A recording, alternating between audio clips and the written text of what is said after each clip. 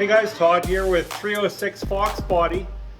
Tonight I was thinking, we're into the new year, spring is around the corner, and of course, anybody shopping for a Foxbody or SN95 or any car in general, it usually happens in the springtime. You get your spring fever, your spring itch to look for a vehicle, and this time of year could be a good time to buy something before the spring rush hits when prices might go up. One thing I recommend, you phone the guy up. The first thing you should ask for is, how long have you owned the car for? It's nice to know, to paint the picture of who had it, how long they had it, how they used it, what they did with it, what they know about it. I always like to look at the Carfax report, especially if you got to travel a fair distance. Some of these cars are roughly 30 years old, so Carfax wouldn't have all the information that you might want when it comes to looking for one. It might be kind of from 2002 and up, roughly. There might be some service history. Generally, it might show up as an oil change if it went to a garage that has a partnership with Carfax where it gets on a database, but it's a place to start. So if you buy a Carfax report and you spend the $40 or $50, one of three things could happen. You could find out information on the report that you just don't like, and you might totally disregard the car. Number two, you might find some information, say a little bit of accident history, or just find something about the car that doesn't make it perfect, but that could give you some bargaining power. Or it may have a squeaky clean perfect history, and that may give you another reason to go look at the car. Now, even if a Carfax report or any other vehicle history report says that a car has a perfect history, I always say, does the vehicle match the report? So I've always said, look for tape lines, overspray, wrenched bolts, of course oil leaks, but I'm going to show you really quick what I like to look for.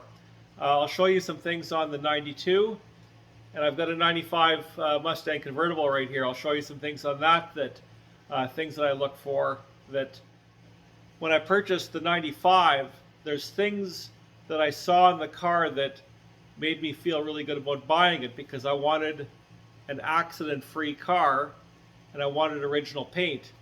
I wasn't so concerned about the mechanical aspect of it, because it's a 1995. Parts can fail, parts could be worn out, things might need to be changed, and so on and so forth. So let's check out some things on the 92 that'll show you what I look for when it comes to looking at Mustangs. So sometimes I recommend, of course, most of us have our cell phones. Take your cell phone with you. If it's got a flashlight built into it, that's good. If not, it's good to take a flashlight. Probably the first thing I like to do is, when I go to a car, I usually open the driver's door. I like to look for the original data sticker. Make sure this VIN number matches the VIN number on the base of the windshield. Now here's something that's interesting. See those rivets? Make sure it's not a normal looking rivet. Make sure that looks original. In case somebody's ever changed the VIN number, there should not be shiny silver rivets or perfectly round rivets. I think they're called a Rosetta style rivet. It's sort of a flower shaped to a certain degree. I like to look for tape lines or overspray in the door jamb area, and of course we painted this car, so I know it's hard to see. Well, there's our tape line. It's a very fine tape line. Some of these can be wet sanded and polished, and sometimes if you don't see a tape line, if you look down in the light, you might see a fading of overspray going in. Another thing I like to do, if you look down on this one here, you can see the frame rail right here. Make sure that both sides aren't kinked. So as you can see, the frame rails are nice and straight and there's no corrosion there. The weld looks proper. Look for, here's factory spot welds. I'll just zoom out a bit. Here's factory spot welds for this front section. You can see those factory spot welds. If those parts were ever replaced, those spot welds would never look like that. I think look for original stickers. That's kind of important. Here's our VIN number tags on the front fenders. The hood should have one. This hood was replaced and there's no VIN tag on that side. VIN number tags on these cars are also bottom side of the door in the hatch area. There's also one right here, and there's also one in this part of the hatch. And basically inside the passenger door should be kind of right up in this area. Like I said, I already knew that this car had an animal collision a couple of years ago, and instead of fixing a fender and a bumper cover and a hood, those parts were just replaced. That's a better repair in my opinion. It's nice to see original panels whenever possible. Also, bolts. We had painted over this bolt because when we did some touching up under the hood, but you got to look and you got to try and determine, has this bolt been painted or have the bolts been wrenched? I had to adjust this fender so the bolts would get scratched. Same with the hood. You know, I'm going to touch them up when I'm done, but let me show you on the 95. When I went to go look at this car a couple of years ago, like I said, I wanted original paint, no accidents. That was important to me. If you've looked at a few Fords, this is common. When they paint the cars, the paint doesn't quite hit this part because it's indented a bit compared to the rest of it. There you can see it's uniform throughout. There's no tape lines or overspray. See how the paint seals off this bolt? This bolt has never been wrenched. That's the way this bolt left the factory in 1995. Same with that. That's original. Same, there's our VIN number tag over there. And we've got a VIN number tag over there. And we've got nice straight frame rails. We've got nice spot welds. You know, this is all original in here. There's your frame rail over on the other side. That really tells us that, you know, it's never been hit in the front.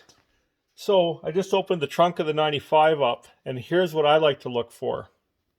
Once again, we've got factory spot welds, factory seam sealer, VIN number tags, no wrenched bolts on the trunk. Go over to the other side, factory VIN tag, factory seam sealer. There's no tape lines or overspray.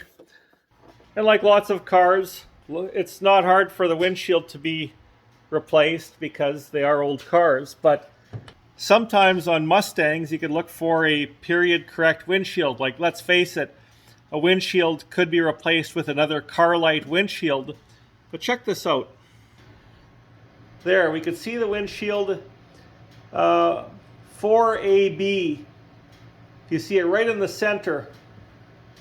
That means that windshield, if I'm not mistaken, could have been produced in 2004 or in 1994, because the first number is the year it was made, and I think AB, that corresponds to a certain code. A might be January, February might be B, but AB might be another month like June of 1994, something like that. I'll look into that. But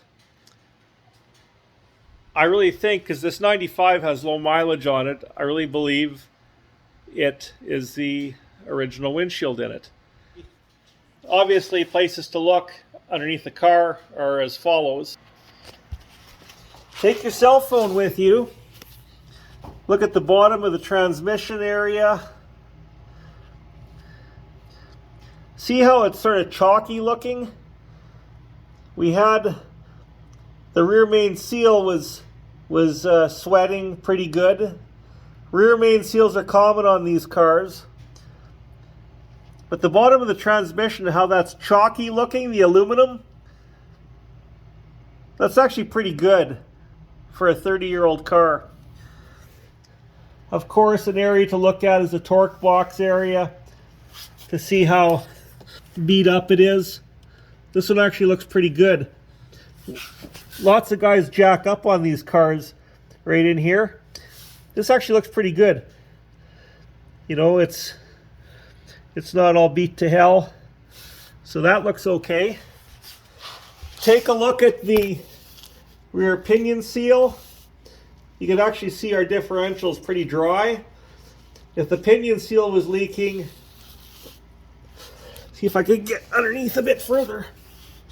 There, nice and dry, so that's good. If you're looking at a higher mileage Mustang GT that's got some rust on the outside of the car, chances are there could be rust here or rust behind this. We actually had a panel replaced down in here, and the other side was good, so that wasn't bad as far as rust goes. But like I said, if you go from the bottom and look up, you can generally see what the rust was like. Another thing to look for, and look for cracks in the floor, especially around where the seats mount. So we actually had a small crack starting, so I welded it up.